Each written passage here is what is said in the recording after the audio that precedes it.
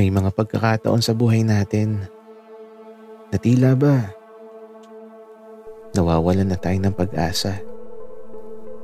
Yung tipong halos sumuko ka na. Pero alam mo, halos lahat naman tayo ay nakakaranas ng ganyan. Walang taong di nakaranas ng pagsubok. Kaya lagi kang magpapakatatag at laging lumaban sa bawat araw na darating sa buhay mo.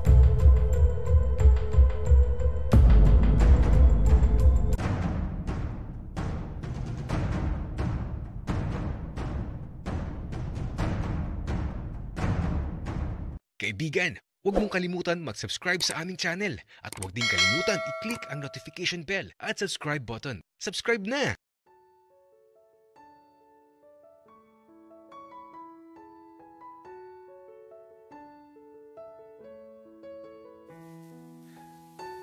Nabahala ako dahil sa nangyari. Pero buti na lang at hindi nasaktan si Maki. Kasi kung nasaktan siya, hindi ko mapapatawad ang babaeng yun. At yung patalim na nasa lamesa, halos napupuno na ng kalawang. Nakakatakot hawakan. Kaya nga eto, buti na lang talaga at walang nangyaring masama. Kaya naman, sa pagsapit ng umaga, pagkagising ko pa lang may magandang balita na akong natanggap. May mga dumating na pulis dito sa bahay. At eto, ibinalita nila sa akin na sumuko ng babaeng yun.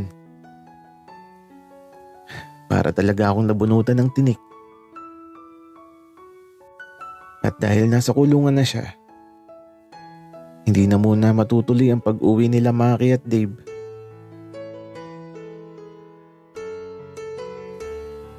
Oh, bakit parang ang saya mo, Maki? Siyempre, hindi tuloy yung pag-uwi ko. At saka, makakasama pa kita ng mas matagal. Talaga ba, Maki? Oo naman, Kuya William. Talagang talaga. Pero, kamusta na kaya sila Dave at Ben? Bakit di pa sila nalabas sa kwarto nila? Maki, ikaw ha? May alam ka ba sa dalawang yun? Magsabi ka ng totoo. Kasi best friend ka ni Bunso. Kaya siguradong may alam ka. Kuya William, wala akong alam na kahit ano. Promise. Amatay man ang kuko mo sa paa.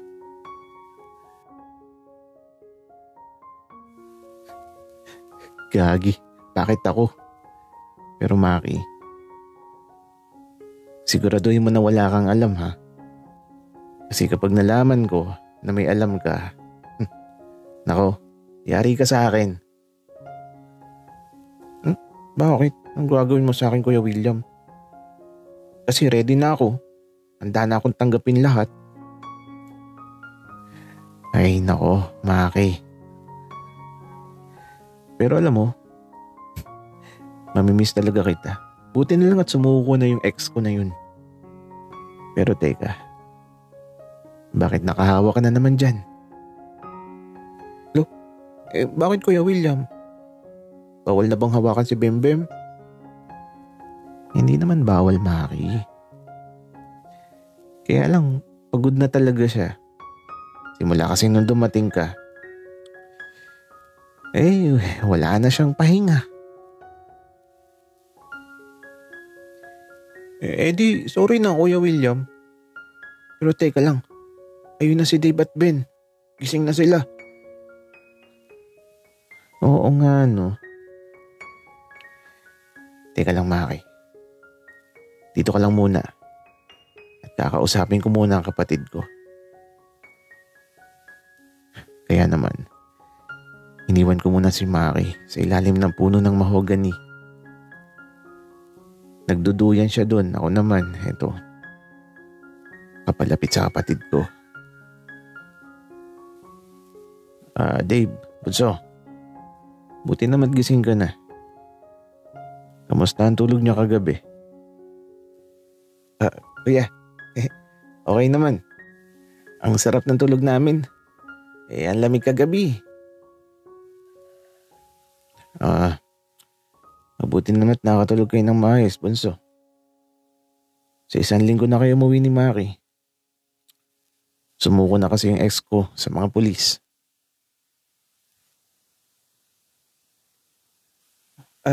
Seryoso ba, kuya? Yes. Anong yes, bunso? Tsaka, Ben, okay ka lang ba? May masakit ba sa'yo? Napansin ko kasi na parang may kakaiba kay Ben. Pero, sinong umaaray sa kanila kagabi? Sir William, okay lang po ako. Kayo po ba? Okay naman ang tulog nyo? Okay naman, Ben. Pero, sino pala yung umaaray kagabi sa kwarto nyo? Parang may naririnig ako kagabi. Kuya, wala yun. Kasi kagabi si Ben, may pulikat. Baka yun yung naririnig mo. Opo, Sir William. Kagabi pinulikat yung binti ko. Ang sakit po kasi. Okay. Akala ko naman kung ano na. O siya, kumain na kayo dyan. Tapos, mamamasyal tayo. Sige po, kuya. Wika ni Bunso. Kaya naman, eto, bumalik na ako kay Maki. Ano sabi sa'yo ng dalawang yun, Kuya William? Wala naman, Maki. Pinulikat lang daw si Ben kagabi. Kaya siya nagsasalita ng aray. Hindi ako naniniwala, Kuya William. Maki, buti ikaw di pinupulikat yung bibig mo. Look, bakit naman, Kuya William? Wala lang. Pero Maki, bakit ba Kuya William pa din ang tawag mo sa akin?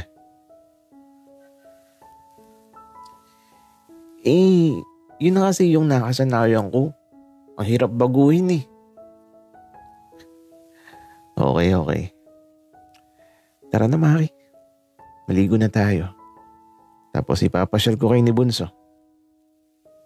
Saan mo ba gustong magpunta? Kuya William. Sa langit. Ay nako, Maki. Puro kakalokohan. Tara na maligo para makarating ka na sa langit. At eto, masaya lang kami ng asawa ko. Kaya sana, masaya din kayo. Pero di pa tapos.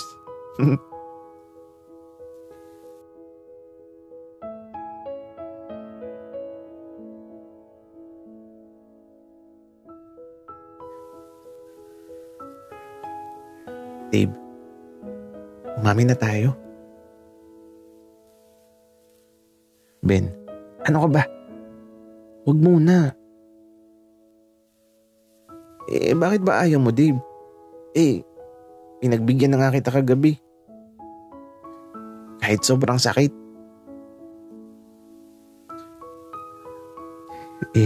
Paano kung magalit si Kuya William?